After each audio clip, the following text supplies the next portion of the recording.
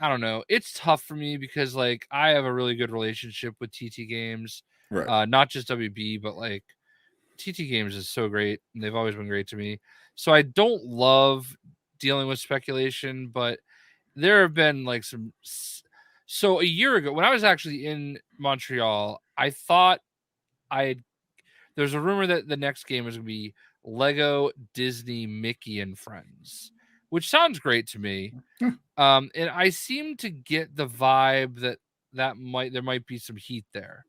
But since then, it seems like it's going to be Lego Harry Potter, kind of like the Star Wars Skywalker saga, where it's all the movies like the Skywalker saga. I would absolutely get that.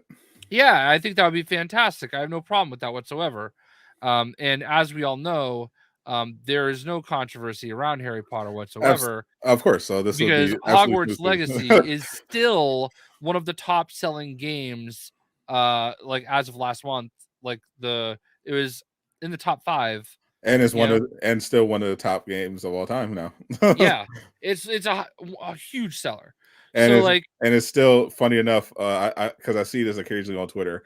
It's like last night it was like at almost 7,000 concurrent players on Steam. oh wow. And I see these tweets, like it's just such cope where it's like, look at this. It's at 7,000 concurrents now, and it had a peak of like 1 million. Oh, look how was it worth it? And I'm like, yeah, it's one of the best selling games of all time.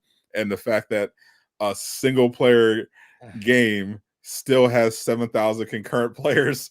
Yeah, after everybody beat the game already. Literally more than 6 months after. Yeah. after I think it's at 6 months at this point since it came out almost, and there's been no DLC, no big updates. Nothing, no expansions. It's not multiplayer like Elden Ring. And the fact that it still has 7,000 concurrents on Steam is crazy. Yeah. And also keeping in mind that a game like that is bigger on console. And I know that they just finally released. They haven't released it on Switch yet. Nope. So it's going to get another burst of sales when that comes out. But I mean, I think a Lego Harry Potter game like that would be incredible.